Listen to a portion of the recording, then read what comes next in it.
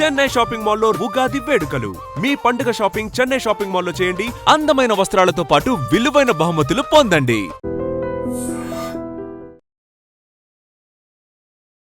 అమ్మ నమస్తే. నమస్తే అమ్మా.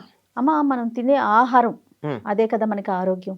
ఆరోగ్యంగా ఉంటే శారీరక మానసిక ఆరోగ్యానికి కారణం ఆహారం. ఎంత బాగా చెప్పారు, ఒకటే లైన్ కదా. ఈ ఆహారానికి సంబంధించి ఒక్కొక్కరు ఒక్కొక్క పద్ధతిలో మనం వండుకుంటాం, తింటాం. అయితే దీనికి సంబంధించి నియమాలు ఏమన్నా ఉన్నాయా? అంటే ఆరోగ్యంగా ఫైనల్గా ఆరోగ్యంగా ఉండటం, మనం ఆరోగ్యంగా ఉండాలి అంటే ఈ పద్ధతి పాటించాలి, ఇలా కూర్చోవాలి, ఇలా తినాలి, ఇలా వండుకోవాలి, వీటిల్లో వండుకోవాలి, ఇలాంటి నియమాలు ఏమన్నా చెప్పటం జరిగిందా మనకి? అమ్మ, మనకి పూర్వకాలం ఇప్పుడున్నట్టుగా స్టెయిన్లెస్ స్టీల్ లేదు. కరెక్ట్. అందుకని ఇత్తడి గిన్నెల్లో వండుకునేవారు. రాతి చిప్పల్లో పులుసులు అవి పెట్టుకునేవారు. రాతి చిప్ప, రాచిప్ప. రాతిని, గ్రనైట్ రాయిని తొలిచి గిన్నెల్లా చేస్తారు. అది పొయ్యి మీద వండుకునే వాళ్ళు గనక అది బాగానే ఉండేది. పొయ్యి మీద పెట్టాలమ్మా. పొయ్యి మీద ఎప్పుడైనా ఎక్కువ పడుతుందమ్మా, వేడెక్కడానికి సమయం పడుతుంది. ఇప్పుడు చాలా వచ్చాయట, ఆ గ్రనైట్ తో ఉన్న గిన్నెలు వచ్చాయట. వేడెక్కడం సమయం పట్టినా ఉడకడం బాగుంటుంది, అందులో వండి పెడితే పాడవదని కూడా చెప్తున్నారు. అంటే మాకు తెలిసి మా చిన్నతనంలో మాకు పులుసు మా బామ్మగారు అందులోనే పెట్టేవారు. పెడితే రేపటిదాకా ఇవాళ ఎలా పెట్టామో అట్లాగే ఉండేది. రుచిలో మార్పు ఉండేది కాదు, ఏమీ మార్పు ఉండేది కాదు, పాడయ్యేది కాదు. ఇప్పుడు ఎలా మూత తీస్తే గుమగుమలాడుతూ వాసన వస్తుందో అట్లా ఉండేది. అది ఎందుకంటే ఇత్తడిలో కిలుమెక్కుతుంది కనుక. ఒకవేళ ఇత్తడిలో వండినా వెంటనే ఈ రాచిప్పల్లోకి మార్చేవారు, గాజు వాటిల్లోకి కానీ రాచిప్పల్లోకి కానీ. అది ఒకప్పటి మాట. జర్మన్ సిల్వర్ వాడడం మంచిది కాదని వాడేవాళ్ళు కాదు. వచ్చేవి పాత్రలు కానీ వాడేవాళ్ళు కాదు. ఇత్తడి, రాచిప్పలు. మట్టి పాత్రలు కూడా ఉండేవి. అంతకు ముందు మట్టి పాత్రలతోనే వాడేవారు. మట్టి పాత్రలతో గనక మీరు వంట చేసినట్టయితే ఆరోగ్యానికి చాలా మంచిది. ఎందుకంటే మట్టి పోరస్ అంటారు, చిన్న చిన్న కంటికి కనపడనటువంటి గాలి వెళ్ళేటటువంటి లోపల ఖాళీలు ఉంటాయి. వాటి ద్వారా బయట నుండి వచ్చేటటువంటి గాలి కూడా, వాతావరణంలో ఉండే గాలి కూడా లోపలికి వెళ్ళి వంట రుచిగా ఉంటుంది, బాగా ఉంటుంది. మా చిన్నతనంలో వేసవికాలం వచ్చేటప్పటికి ఈ మట్టి పాత్రలు మడికి పనికొచ్చావు కదా, ఎందుకంటే వాటిని మడిగా పెట్టుకోవడం చాలా కష్టమని. అందుకని పిల్లలకి వేసవి కాలంలో కుండలో అన్నం వండి కొయ్యతెడ్డుతో కలిపి పెట్టేవారు, మెటల్ కాకుండా. ఇప్పుడు కొయ్యతెడ్లు కూడా ఫ్యాషనే మనకి. ప్రత్యేకంగా కుండలో వండి కొయ్యతెడ్డుతో మాత్రమే ఆ అన్నాన్ని కలిపి దాంతో మాకు పెట్టేవారు. చాలావా వేడి చెయ్యదు, ఆరోగ్యానికి మంచిది, వంట పడుతుంది అని. ఇది చెయ్యగలిగితే ఈ రోజుల్లో కూడా మట్టి పాత్రలు మంచివి వస్తున్నాయి మనకి. చాలా మంచివి తయారు చేస్తున్నారు. పైగా అవి నల్లగా ఉండట్లేదు, టెర్రకోట వస్తున్నాయి, కొన్ని నల్లవి కూడా వస్తున్నాయి, నల్ల మట్టితో చేసినవి కూడా. వాటిల్లో అన్నం కానీ కూర కానీ వండుకొని చూస్తే ఆ రుచి వేరే రకంగా ఉంటుంది. అయితే కొంచెం గ్యాస్ ఎక్కువ అవుతుంది, ఆరోగ్యం కన్నా ఎక్కువ. అంతే కదమ్మా. హాస్పిటల్ కి లక్షలు పోసే కన్నా కొంచెం గ్యాస్ సిలిండర్ కి ఎక్కువ పెడితే నష్టమేం లేదు. ఇప్పుడు ఎలాంటి ఫ్యాషన్ వచ్చిందంటేనమ్మా, జస్ట్ ఒక కుండ కొనుక్కోవటం, నైట్ అన్నం పెట్టుకొని కొంచెం పాలు పోసి తోడు వేసుకొని ఉదయాన్నే తినటం, దాని వరకే వాడుతున్నాం తప్ప కూరలకి, అన్నానికి, మిగతా వాటికి ఇప్పుడు అది కూడా నయమేనా, అంతవరకు అన్నా నయమేనమ్మా. మా పాలు పెరుగు మాత్రం కుండల్లో తప్ప దేంట్లోనూ కాచేవాళ్ళు కాదు పాతకాలంలో. ఇప్పుడు కుండల్లోనే మంచి పాలకుండ పెరుగుకుండ అన్న పదాలే ఉండేవి. 3-4 కుండలు ఉండేవి. పాలు కాచేది వాళ్ళు ఒక దాంతో తోడు పెట్టేవారు. తోడు పెట్టిన తర్వాత దాన్ని మళ్ళీ ఇంకొక కుండలోకి తీసి మజ్జిగ చేసి దీన్ని కడుక్కుని మళ్ళీ వాడుకోవడం, అట్లా 4-5 కుండలు ఉండేవి. దాంట్లో కనుక ఉన్నట్టయితే తొందరగా పులవవు కూడా. తొందరగా పులవవు, మజ్జిగ బాగుంటాయి, కుండల్లోనే ఉంటాయి, చల్లగా ఉంటాయి. అందులోనూ పొయ్యి మీద పెట్టకపోతే మాత్రం చల్లగా ఉంటాయి. ఒక్కసారి గనక వేడెక్కిందనుకోండి కుండ, దాంట్లో చల్లబరిచే లక్షణం తగ్గుతుంది. అందుకని నీళ్ల కుండలు మనకి పొయ్యి మీద పెట్టరు. అలాగే మజ్జిగ వాడుకునే కుండలు పొయ్యి మీద పెట్టకుండా మజ్జిగ చేసి అందులో పెట్టుకుంటారు. వేసవి కాలంలో ఎప్పుడు చూసినా చల్లగా హాయిగా ఉంటాయి, మన దీంట్లో నీళ్ల కూజాల్లో ఉన్నట్టు. కనుక ఈ రకంగా వాడేది ఆరోగ్యానికి మంచిది. కానీ ప్రస్తుత కాలంలో కుండలు వాడడం, కుండల్లో వండడం అంత ఓపిక తీరిక ఎక్కడుందమ్మా? అవును అవును అందుచేత కనీసం ఇత్తడి కంచు వాడచ్చు, కానీ కంచు టపీమని పగులుతుంది, కంచు కూడా కిలిమెక్కుతుంది త్వరగా. ఆహా. బ్రేకబుల్ కంచు, అవునమ్మా. మంచి కంచు అయితే, కానీ చాలా ఖరీదు, మామూలు ఖరీదుతో ఖరీదా? కూడుకున్నది. ఇత్తడి గిన్నెలు బరువు కూడా వాడుకోవచ్చు. ఉంటాయి కదమ్మా బరువు. కంచు పాత్రలు. చాలా ఆ. ఇత్తడి గిన్నెలు వాడుకోవచ్చు. ఉమ్, ఉమ్. ఇత్తడి గిన్నెల్లో అన్నీ చేసుకున్నా ఈ రోజుల్లో మరి పులుసు కూరలు లాంటివి అందులో గనక చేసినట్టయితే కిలిమెక్కుతాయి గనక యువతల గాజు పాత్ర అందుబాటులో ఉన్నాయి కనుక గాజు పాత్రల్లో పెట్టుకోండి, నష్టమేం లేదు. ఉమ్, ఉమ్. పూర్వం కూడా జాడీలతో చేసిన రాచిప్పలు ఉండేవి, గిన్నెలు. అవునవును అవును. గిన్నెలు ఈ జాడీ మెటీరియల్ ఉందే, ఆ. ఆ గిన్నెల సెట్ ఉండేవి మాకు. ఆహా. ఆ గిన్నెల్లో వండినవన్నీ అందులోకి మార్చుకునేవాళ్ళం. ఓకే. అట్లా ఆ. ఆ విధంగా పోర్సిలిన్ అంటున్నాం ఇప్పుడు దాన్ని. ఆ.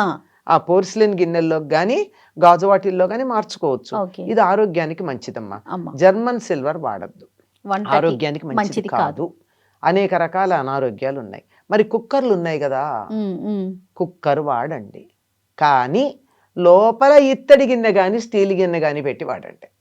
కుక్కర్లో డైరెక్ట్గా ఎందుకు వండుతారు? ఉమ్. పైగా కుక్కర్లో వండితే ఒక మాట చెప్తారు, గిన్నె హిందీలో చాలా బాగా చెప్తారు, పక్తా నహి ఫర్తా అన్నారు. ఉమ్. అంటే ఉడకదు, పగులుతుంది. పగులుతుంది. అందువల్ల దానికన్నా మనం మామూలుగా వండుకోవచ్చు.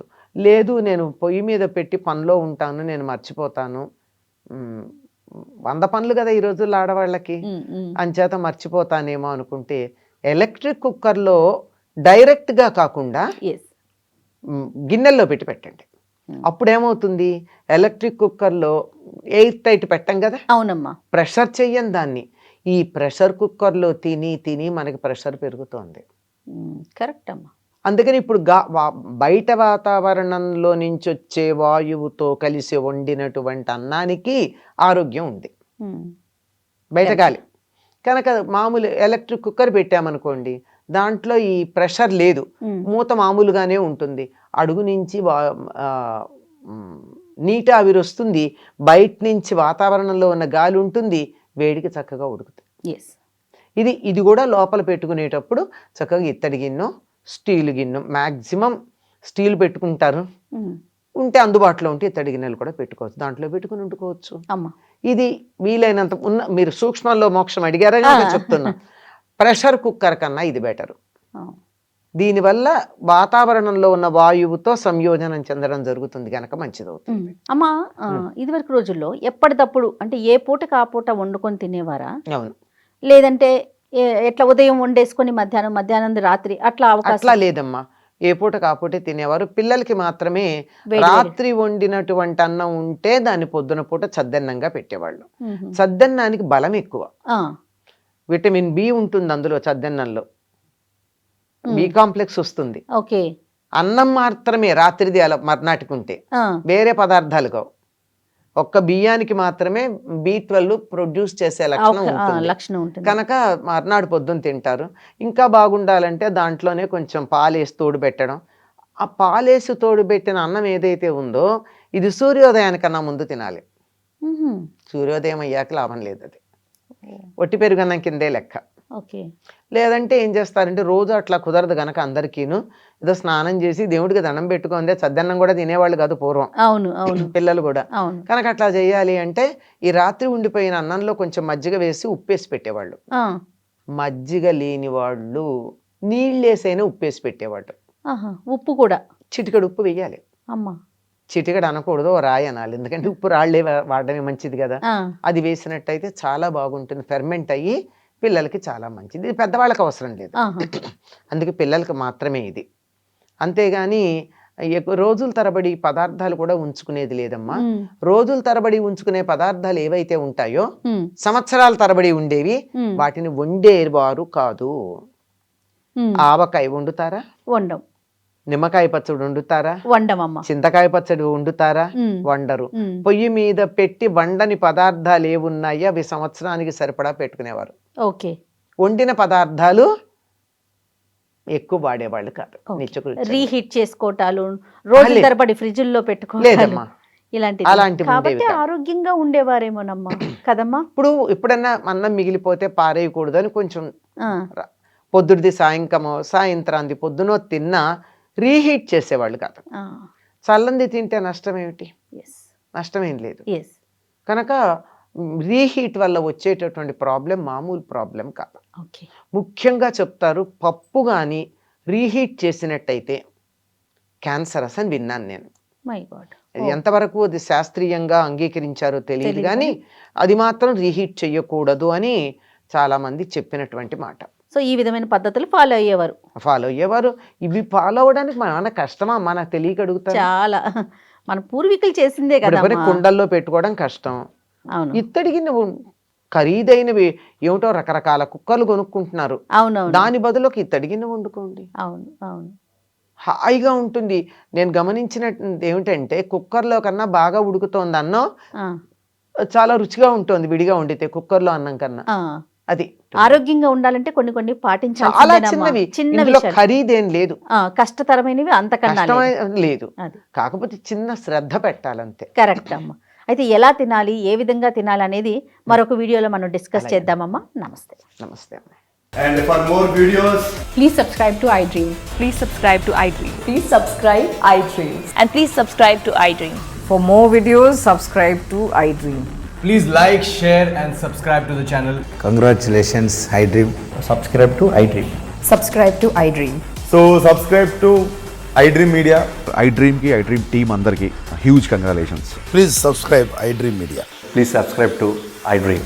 Subscribe iDream. Please subscribe to iDream. iDream అంటే నా కళల ఛానల్ సబ్స్క్రైబ్ చేసుకున్న నోరు తిరుగుతలేదు, మీరైతే గంట గుర్తు కొట్టండి. For more such videos, please subscribe to iDream. Subscribe to iDream. Please subscribe to iDream. Please subscribe iDream Media. Please do subscribe to iDream. Please subscribe to iDream Media. For best entertainment and information, please subscribe iDream. And don't forget to subscribe to iDream.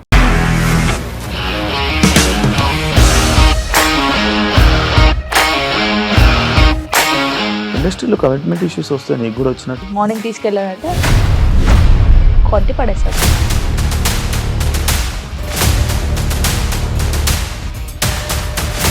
ఒక్కళ్ళు కూడా చూడలేదు ఈ cinema అని చెప్పడానికి కూడా చాలా ధైర్యం కావాలి. అది నిజం కదా, దాంట్లో ధైర్యం ఏంటి? ఇది నెక్స్ట్ డే ప్లేట్ మార్చేస్తే తప్పు కదా. As of now, we are comfortable this అని నేను అనుకుంటున్నాను. రష్మిక గారిది మీది ఒకే ఊరంట కదా? నీకు కోపం వచ్చిందంటే బాగా తిట్టేత్తరా? తిట్టేద్దామండి. నిజంగా గేమ్ ని ఎలా చేంజ్ చేయగలిగారు? ఏపీఎస్ఎఫ్సి వాళ్ళకి 6 నెలల్లో నేను 6 లక్షలు కట్టా. బిజినెస్ చేయాలనుకుంటే it is as difficult as riding a tiger.